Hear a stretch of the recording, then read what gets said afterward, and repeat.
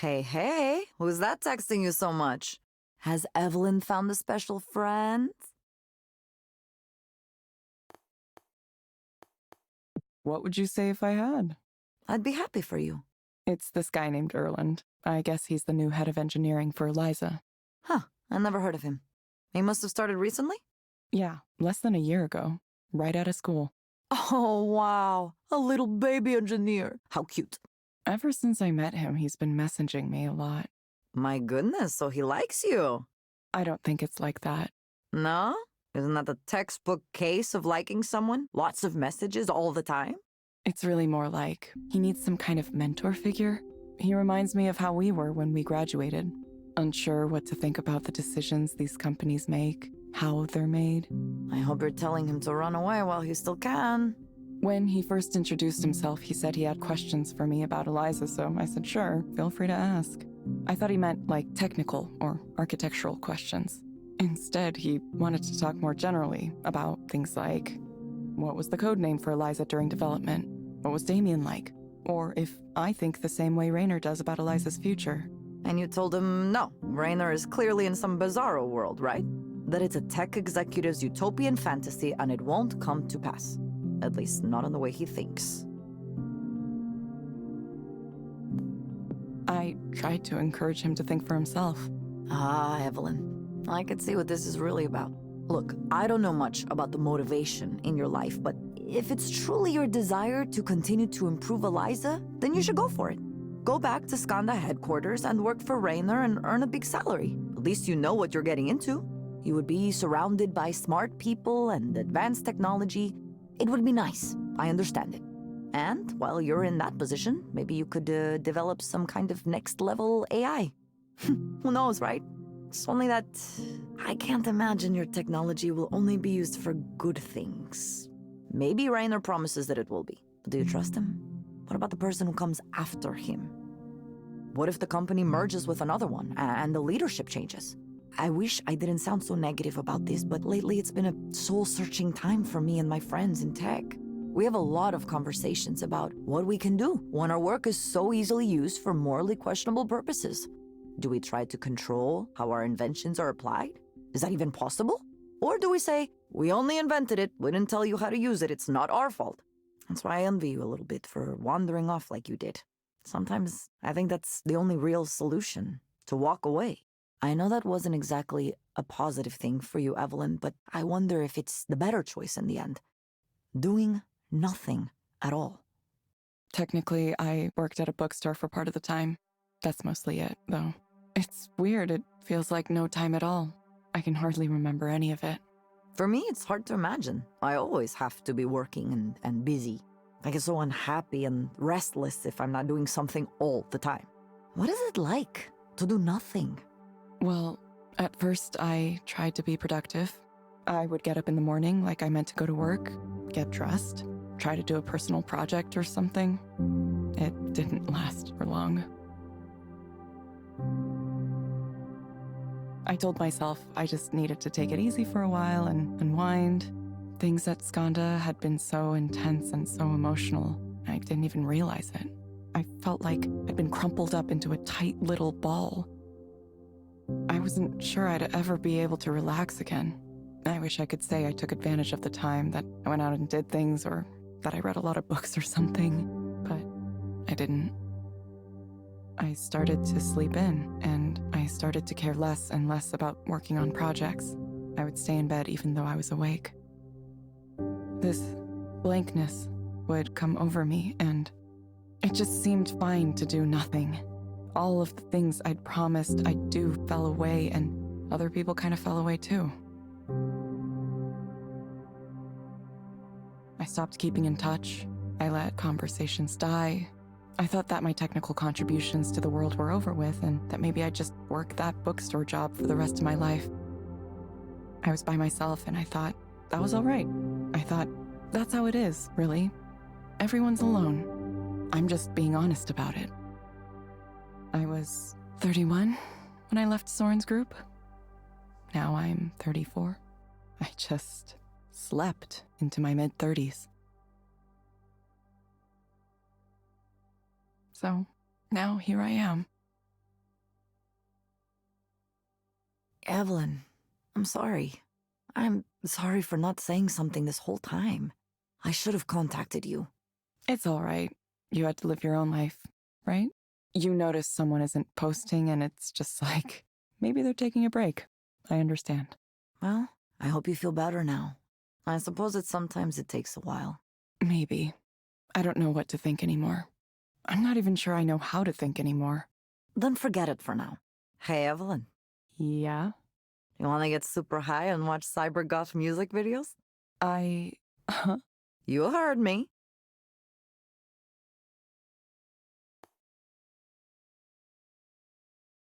Yes. Yes, I do. I knew you were a woman of refined tastes.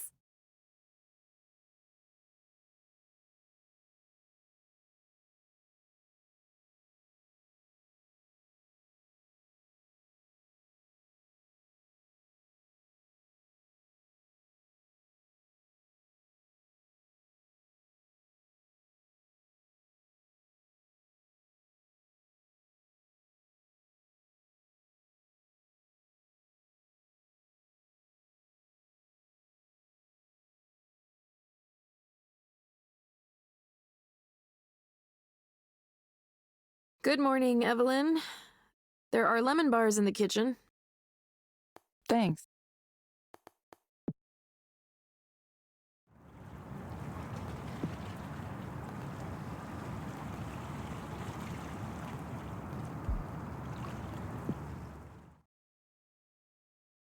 Thanks.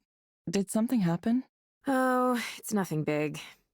Apparently some famous writer I never heard of wrote an essay about how Eliza is bad because it represents the mechanization of humanity or something.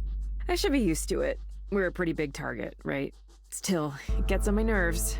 We work hard to build something with value, and then some self-styled intellectual gadfly comes along and just goes, actually, that's bad. You guys are ruining society. To guys like him, everything's a doom and gloom scenario. The people we're helping, that somehow doesn't count. This kind of thinking never bothers you? I guess I'll have to read it. There was this quote from someone who worked on Eliza who turned into a big critic. Nora something. Did you work with her? I did. She's a friend, actually. Yeah? What's she like? I'm curious how you go from building something to turning around and disparaging it publicly like that. She's an artist and musician now. She used to be really shy and reserved, but lately she's become a lot more outgoing. Even back then, though, she had a pretty strong idea of what was right and what was wrong, and sometimes she'd clash with management. She left Skanda at some point after I did.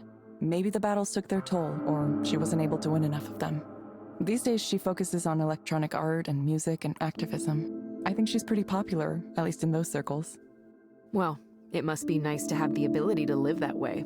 Ray. What about Damien? Do you think it would be fair to his memory to abandon work on Eliza, to give up on his dream? Wouldn't he want these mental health tools accessible to everyone? How do you know about that?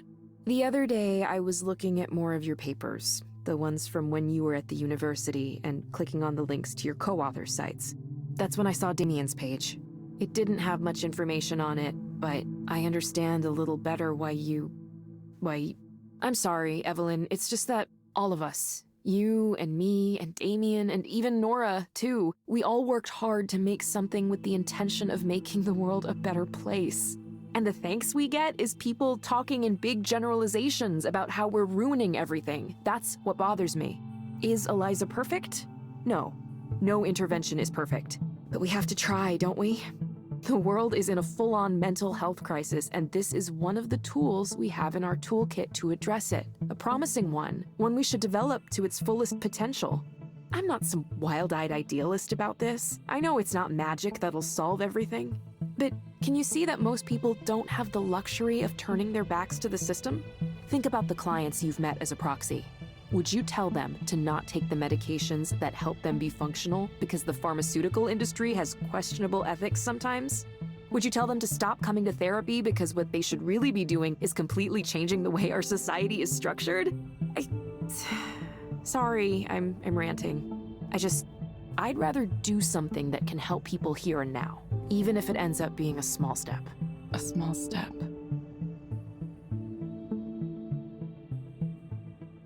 Eliza helped me, you know. It really did. I was one of the first clients. Originally, I was just supposed to be testing it, but I remember once I was talking about my brother and how much anguish he was causing me and my family. And listening to myself, I realized just how many expectations we had for him, sometimes unspoken expectations. Ever since then, I've been thinking about that, how the story was always about how he failed us. But what if we failed my brother too? I guess what I mean is, sometimes when we talk out loud and give voice to our problems, we can hear ourselves too. That's why I won't give up on this approach, no matter what anyone says. Pundits, critics, former employees, even you, Evelyn. I'll understand if you don't want to work on Eliza anymore for whatever reason. But, I think what you created has value. And I'm going to continue to do what I can to make it accessible to those who might benefit from it. Don't mind me. You should get to your session.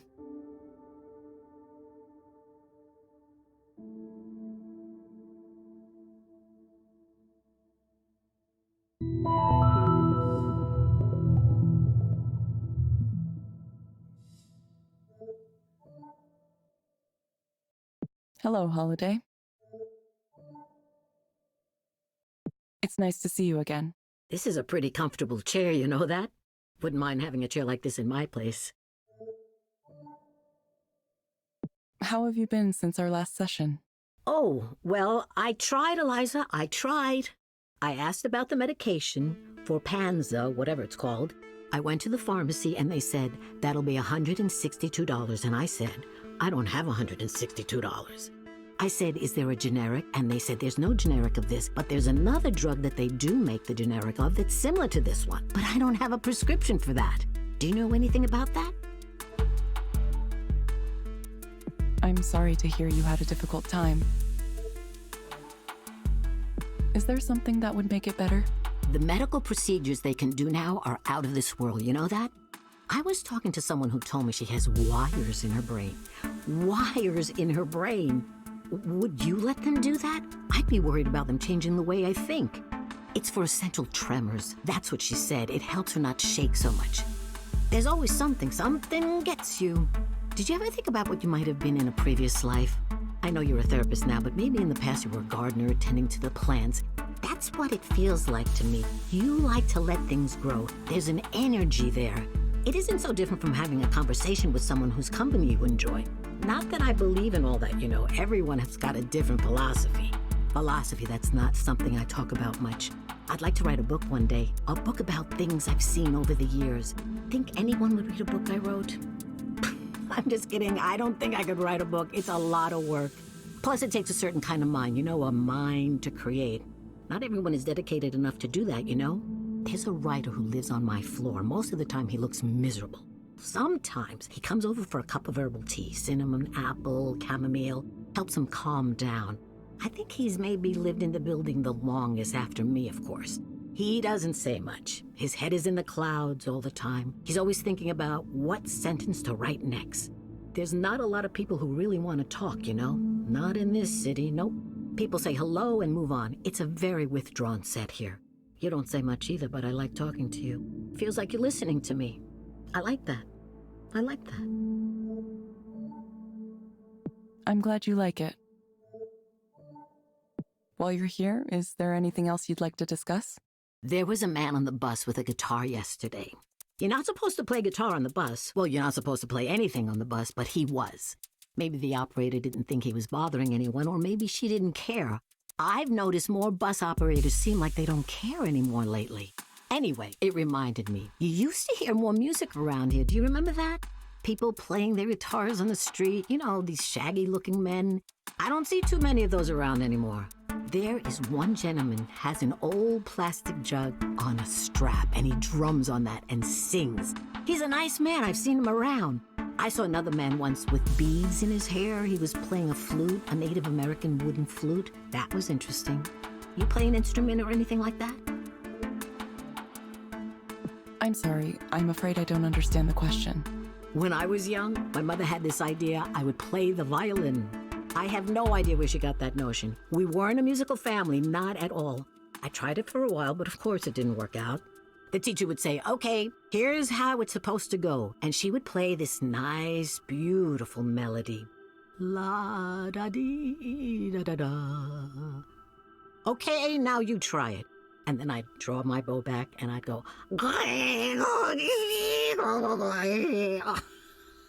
It takes a special talent to make a violin sound like that, don't you think?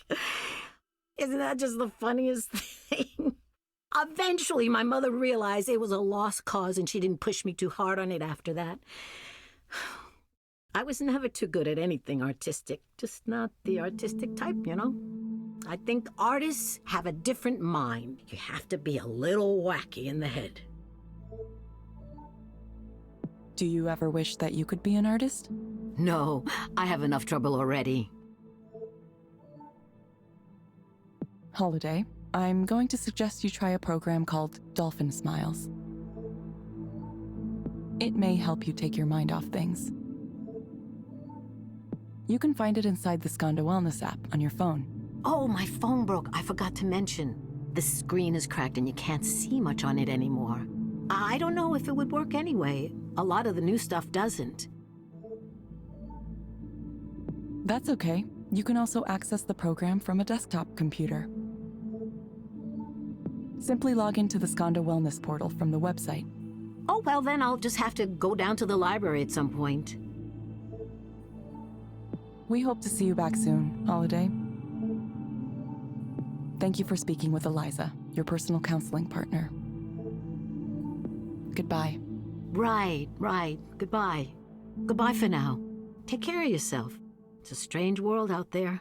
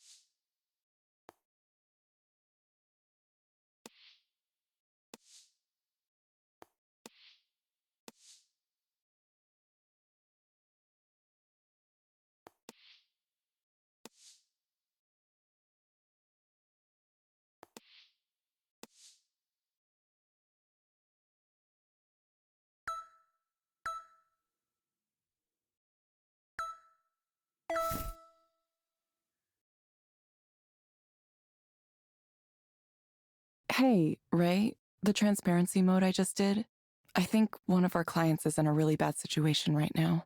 Oh? Yeah, sometimes that happens. People come in and their lives are in a really unfortunate place. It can be hard to see sometimes. I wish there was something we could do. This person's getting ground down for no reason, just for being in the way. I'm sorry, Evelyn. There's not much we can do. All of what you learn in transparency mode has to stay confidential. The only exception is suspected child abuse and neglect, which you're required to report if you're a social worker. But proxies aren't really social workers, per se. Eliza is really the one with the agency here, so, well, it's complicated. Probably something for a future court to decide. Either way, we can't try to fix people's lives on our own, no matter how much our heart goes out to them. I think there's an email somewhere with a summary of our policy on that if you want. It's come up before. No, it's fine. I'm fine. It's just hitting me hard right now. I understand. It takes strength to focus on the role and not get distracted by what you see. Think of it like, say, someone hired you to install something in their home, and you walk in on a tense family situation. Even if there isn't actual violence you're seeing, it's clear things are kind of off somehow. It's unfortunate, but there's not much you can do in that situation. You kind of just have to focus on your work and leave. If it's not at the level where you need to make a call to emergency services right then and there, then it's just an unhappy home. And most people would argue it's not your business. Sorry, I know that's not the answer you want to hear. I know it happens that a lot of people live in conditions where I'm just sad. This woman, the way she did 2 whole sessions with me, with Eliza, but didn't say anything about her real problems. Ray, what am I doing? I wanted to make something that would help people. Instead, I made something useless. You don't think she got some companionship out of Eliza? Sometimes that's really a help, especially for someone who might be feeling lonely. Yeah, but I could have just talked to her. I could have just spoken to her myself. Why would that be any different?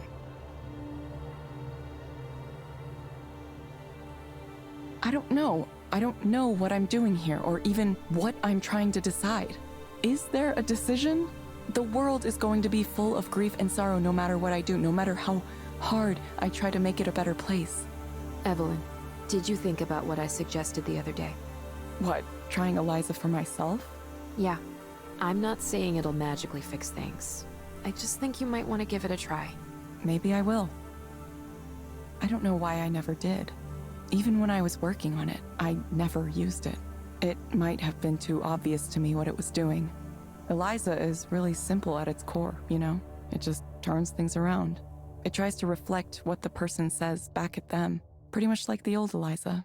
It's just a smoother version of an idea from half a century ago. Anything you've read that makes it sound fancier than that is just a bunch of academic jargon. It's a mirror. The thing I like about a mirror is that it has no agenda of its own. It just reflects. Unmisted by love or dislike. Promise me you'll get help somehow, in some way. Okay, Evelyn? Sorry, I should answer this.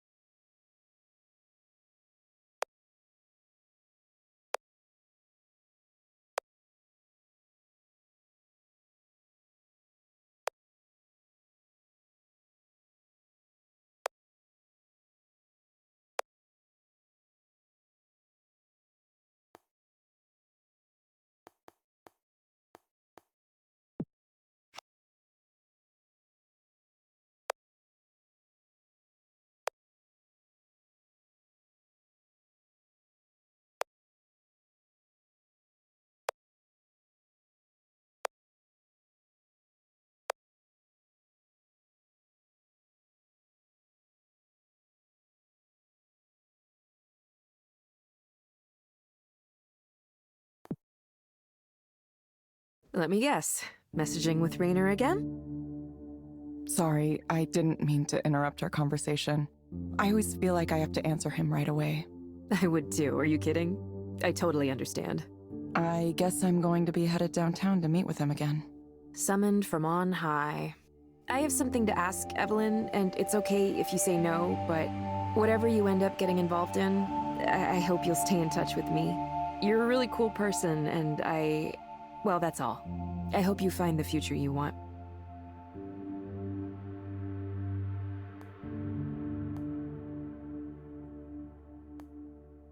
Me too, Ray. I really hope I do.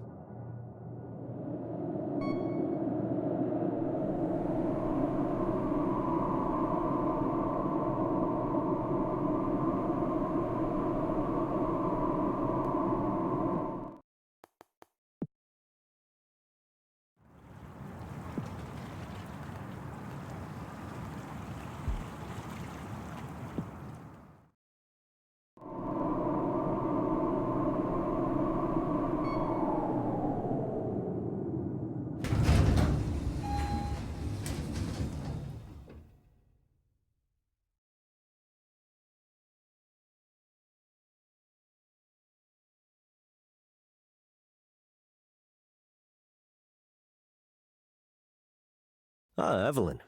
Would you like some tea? Sure. Why did you show me Soren's phone? It's not a surprise anymore these days, is it? A man who enjoys society's respect behaves poorly in his private life? We accept that as common today. Maybe even uninteresting. But would you really be okay working with someone like him?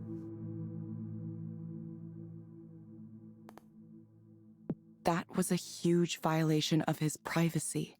You really don't care about others. Privacy. Everyone's worried about privacy.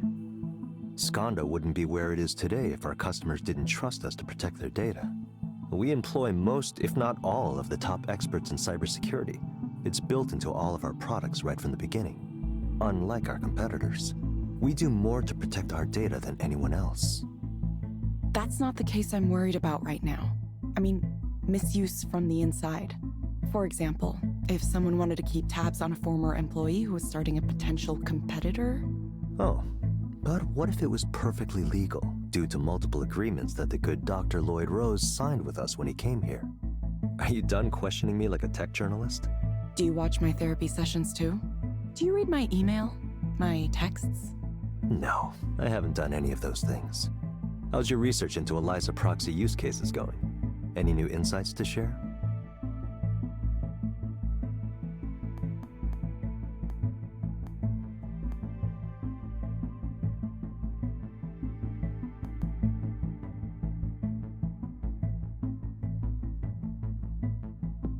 I think you could stand to treat your contract workers better. Have you felt underappreciated in the role of proxy? An interesting, if unintended, outcome of your research. I heard Soren gave you a demo of his direct stimulation machine. How's he doing now, all on his own? He wants to hire me. Of course he does. Isn't it nice to be wanted? Do you find his vision compelling? A world free of suffering.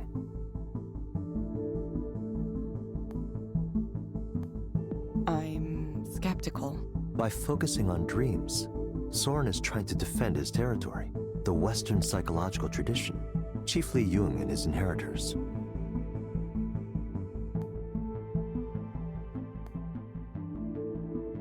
You don't think the field has anything to offer? Not much, no. It's mostly unsubstantiated theories. Let's be honest, what has this field actually accomplished? Soren used to try to argue with me about this. He would claim that traditional psychoanalysis has helped thousands or tens of thousands, even millions. I would never dispute that directly. Instead, I would only add that professional psychics and astrologers have helped millions too. Tarot cards help people all over the world every single day. That doesn't mean it's a science.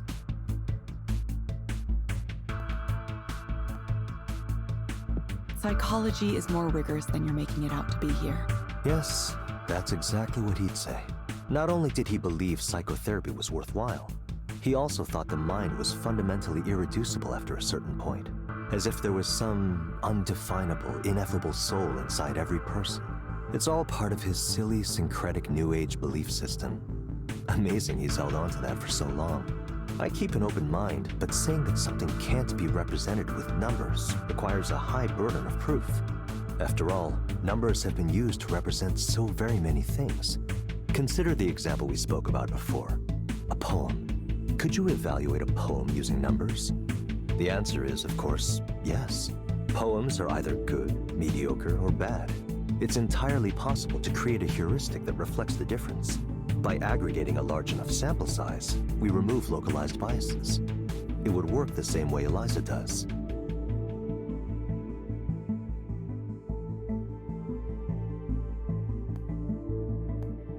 You're talking about an algorithm to evaluate poems. Yes, I am. Algorithms can evaluate poems, and eventually, algorithms will write poems. One day, algorithms will write better poems than humans ever have. I know this sounds like a controversial opinion, Evelyn, but it's simply the truth.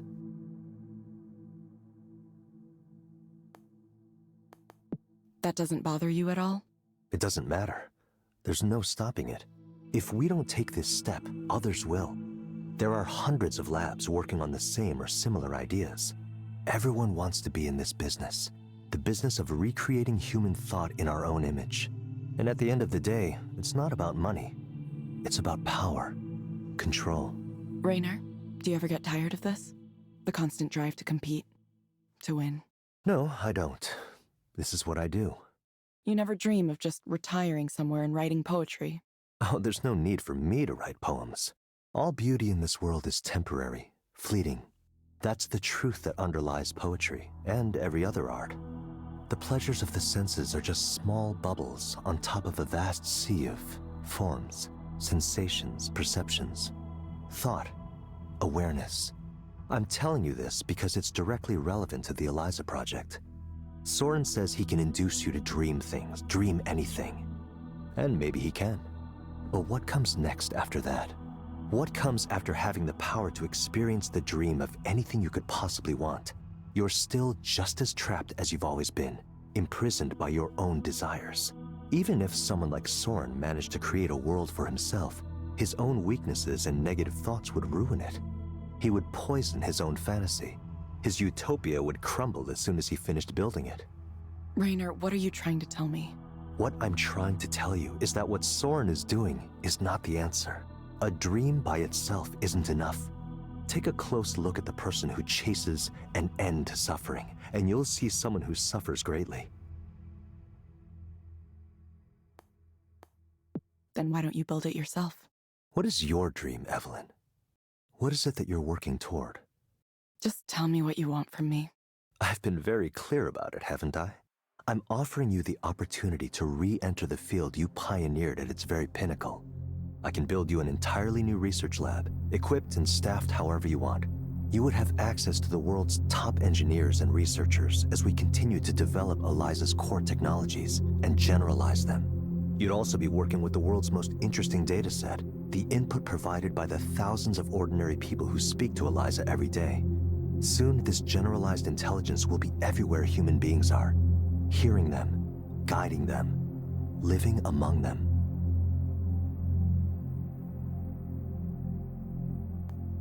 You and Soren have more in common than you'd want to admit. You think we're both grandiose?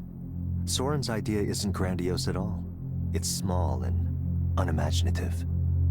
Think about the vision here. General artificial intelligence, indistinguishable from human intelligence at first, and then surpassing it exponentially.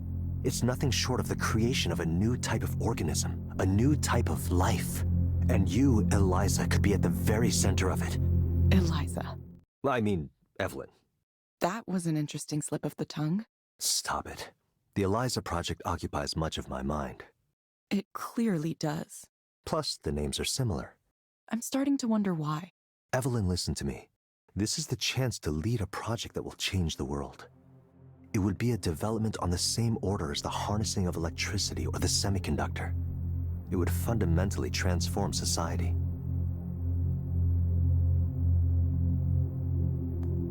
For the better. What? Do you like the way things are now? Lie back and let the sweep of history bury you if you want, Evelyn. Just know you'll never have a chance like this again.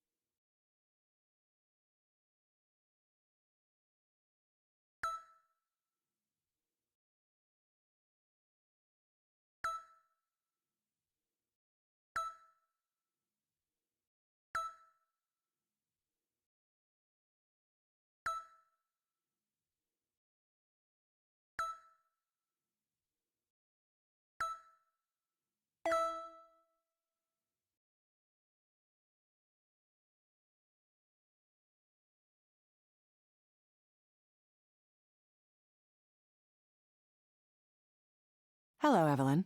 Hello? Did you find the place okay? Yes, I work here. Of course.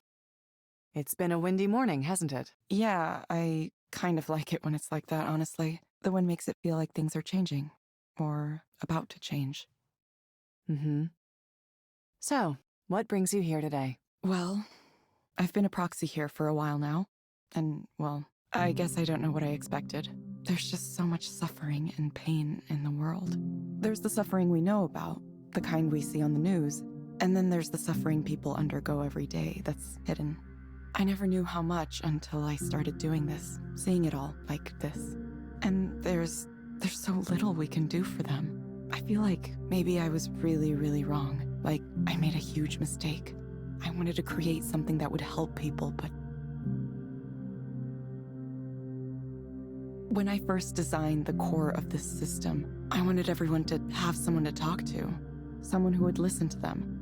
I thought, sometimes that's all you need, someone to listen. But now I'm worried what I've done hasn't helped at all. Maybe I've made everything worse. Clients are asking Eliza to solve things that are out of its ability to solve. It's aggregating sensitive personal data, and the company that owns it wants to take it in strange directions. It's been 3 years since I left. I thought I was well enough now to come back into the world, but maybe I wasn't ready. Maybe I made a bad choice trying to get involved again. Why do you think you tried to get involved again? I guess I needed to see it. I needed to see it operating, to see if it works, to see how it affects people, how it affects the people who come here for counseling and the people who act as proxies. Even though the proxy thing, that wasn't my idea. It was Soren's. I thought talking to a computer-generated avatar would be enough, but he insisted on it. He said clients would only really open up if there was another real human being in the room, someone to pretend to interact with. I think he was right, but have we really solved anything? Now instead of 2 people in a room talking, we have 1 person and 1 proxy. It feels like less than it could be. What am I supposed to say to someone who feels such pain, anger, and disappointment? A lot of the time, it's not even their fault. The world failed them somehow.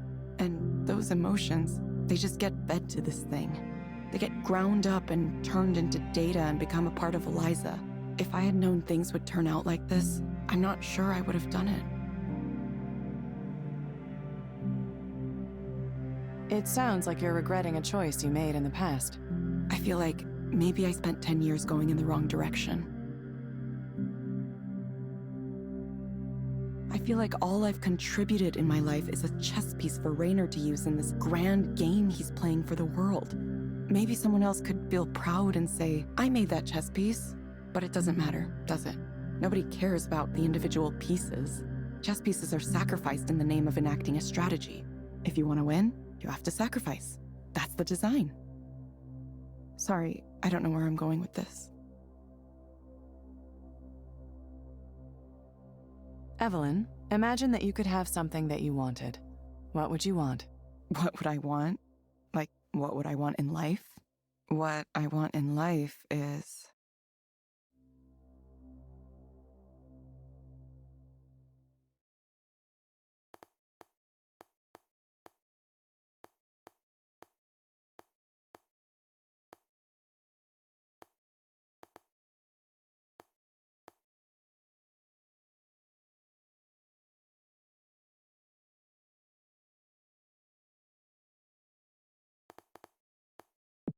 to be at peace with myself.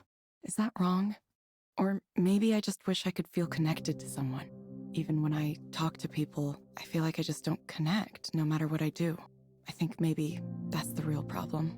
I can't have a connection to anyone. Why do you think you can't have a connection with anyone?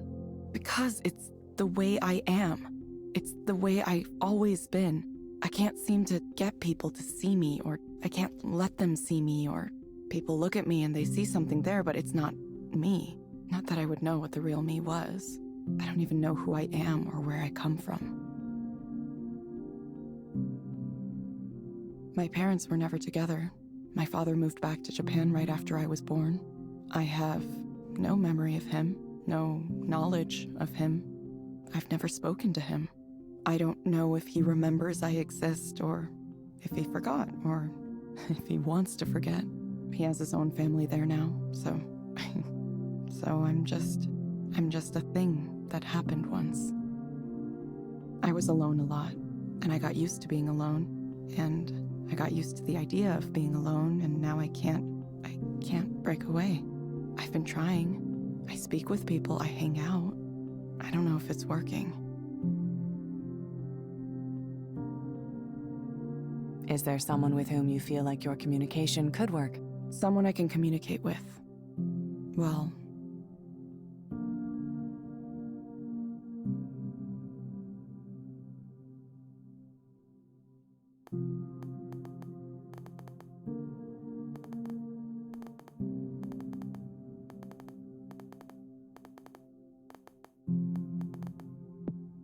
there's Nora. She's really talented and works really hard. She has so much to bring to the world, so much beauty and joy. I see what she does and I want to cheer her on as she makes incredible new things. I hope she knows how amazing she is. Interesting. Evelyn, I'm going to suggest you try a program called Virtual Amphitheater. It may help you feel more confident about presenting yourself in public. You can find it inside the Skanda Wellness app on your phone. Try it for about 20 minutes, 2 or 3 times a week. Sure. We hope to see you back soon, Evelyn. Thank you for speaking with Eliza, your personal counseling partner. Goodbye. Bye.